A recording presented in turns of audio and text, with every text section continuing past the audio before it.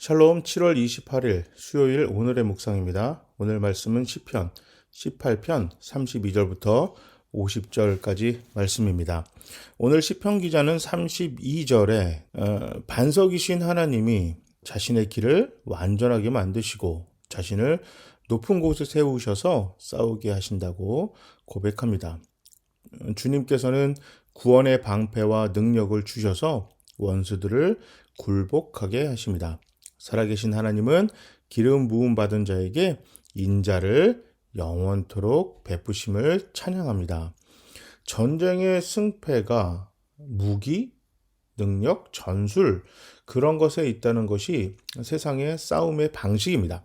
그런데 성경에서는 전쟁의 승패는 오직 하나님께 달려 있습니다. 전쟁 도구를 능숙하게 다루도록 가르쳐 주시고 구원의 방패 오른팔로 그를 붙드시고 능력을 강하게 만드심을 고백합니다.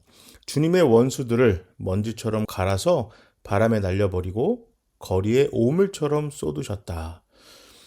되게 어떤 느낌이고 어떤 마음인지 공유가 되시죠? 상상이 됩니다.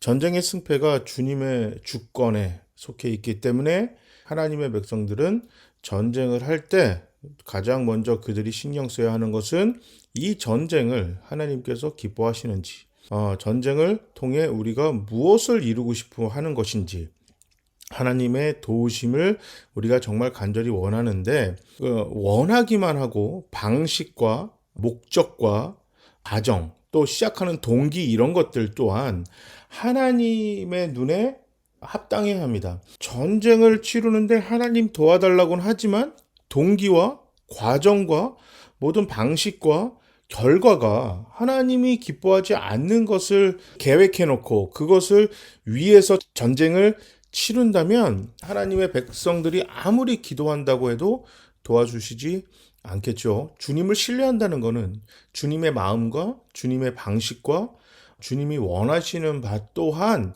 우리가 그것에 함께 동참한다는 이야기입니다. 그러니까 하나님의 능력만 신뢰하면 안 돼요. 구약의 이스라엘 백성들이 가장 큰 실수가 무엇이냐면 하나님의 능력만을 믿고 신뢰했습니다. 자신들 또한 하나님의 마음, 방식, 하나님이 기뻐하시는 것에 함께 동참해야 하고 믿고 따라야 하는데 그러지 않았어요. 다윗의 전쟁 방식을 대부분을 하나님이 기뻐하셨는데 그 이유는 다윗은 하나님이 기뻐하실까? 하나님이 좋아하실까? 아니면 하나님이 슬퍼하실까? 하나님이 원하지 않으실까? 그가 전쟁을 치를 때 가장 중요한 핵심 포인트가 거기에 있었습니다. 그래서 다윗의 오른팔이었던 요압이 훗날 다윗이 남자 장정의 인구수를 조사하라고 명령하자 그러지 말자고 그랬어요. 당시의 인구 조사는 단순하게 이스라엘의 젊은 남성들이 몇 명 사는가 이거에 대한 측정이 아니고 전쟁을 치를 수 있는 군인이 몇 명인가. 근데 그게 뭐가 나쁘냐 이렇게 생각할 수 있는데요. 대부분 이것은 국내로는 우리가 군인들이 이렇게 많다 하는 국외로는 우리가 이만한 무기와 이만한 군인들이 있다라고 선전포고랑 비슷합니다. 그러니까 자랑이거든요. 그러니까 그 요압이 다윗을 말려요. 그러니까 왜냐하면 요압은 젊은 장수였을 때부터 다윗과 함께 전쟁을 치렀기 때문에 하나님이 기뻐하시는 다윗의 전쟁 방식을 누구보다 잘 알고 있었고 그도 그것을 믿고 신뢰하고 신봉했단 말이에요. 그런데 다윗이 갑자기 나이가 먹고 그 방법을 따르려고 하는 게 아니라 세상의 방식의 전쟁을 좋아하려고 하니까 요압이 말립니다. 이렇게 하면 안 된다고. 그러면서 이렇게 얘기를 하죠. 우리가 언제부터 전쟁의 무기나 군인의 수를 가지고 전쟁을 했습니까? 하나님이 나가라 그러면 나가 싸웠고 하나님이 멈춰라 그러면 멈추지 않았습니까? 왕이시여 이것을 거둬들였으면 좋겠습니다 했는데 다윗이 안 들었어요. 끝까지 밀어붙였죠. 그 결과 이스라엘에 큰 역병이 돌아서 많은 생명이 앗아갔습니다. 우리가 하나님을 신뢰하고 전쟁은 하나님의 손에 달렸다. 승패는 하나님이 하신다. 능력을 하나님이 주신다. 이것만 생각하면 안 되는 거예요. 하나님이 기뻐하시는 전쟁, 하나님이 원하시는 전쟁, 하나님이 좋아하시는 방식으로의 전쟁을 통해 하나님이 능력을 주시고 원수를 이길 힘을 주십니다. 우리는 그 방법을 이미 알고 있어요. 어떻게 하냐면 우리 주님이 보여주셨습니다. 바로 십자가를 통한 전쟁입니다. 교회와 성도가 정말 신경 쓰고 최선을 다해서 싸워야 하는 싸움은 십자가의 싸움입니다. 나 죽어 너 살린다는 희생의 싸움입니다. 복음의 땅끝까지 전하기 위해서 우리가 가진 모든 것들을 배려하고 존중하고 돕고 살리는 데 사용하는 전쟁입니다. 내가 사랑하는 사람, 우리 가족, 이런 것을 지키기 위한 전쟁이 세상의 전쟁이지만 하나님이 기뻐하시는 전쟁은 다른 사람, 그리고 우리의 원수들을 살리기 위한 싸움입니다. 희한한 싸움이죠. 희한한 싸움인데 그 싸움을 할 때 우리에게 이미 승리가 보장되어 있습니다. 요한복음 16장 33절에서 우리 주님은 너희가 세상에서 환난을 당할 것이다. 어려움을 당할 거지만 두려워하지 마라.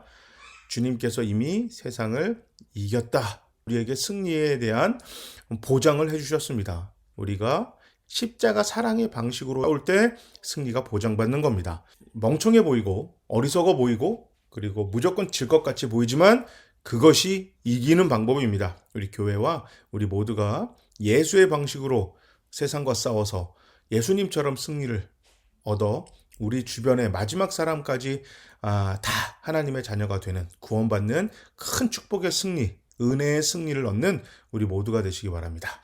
제가 한번 기도하겠습니다. 사랑의 하나님, 세상이 기뻐하고 세상이 좋아하는 방식의 전쟁 또한 하나님 손에 달렸습니다. 그러나 우리 교회와 성도가 해야만 하는 전쟁은 폭력적인 전쟁이 아니라 예수 그리스도의 십자가 복음의 전쟁입니다.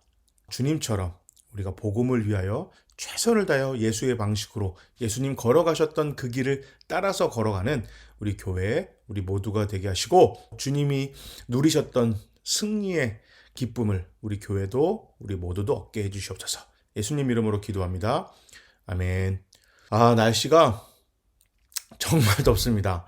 이게 코로나 이런 것도 생각 못할 정도로 더워요. 너무 더우시면 에어컨만 트시지 마시고 조금 미지근한 물로 샤워도 하시고 또 환기도 잘 시키는 것뿐만 아니라 좀 선선할 때 방역 잘 하셔서 짧게 산책이라도 하시고 항상 주님께서 함께 하심을 믿고 우리 승리하는 오늘 하루도 됩시다. 자, 모두 샬롬.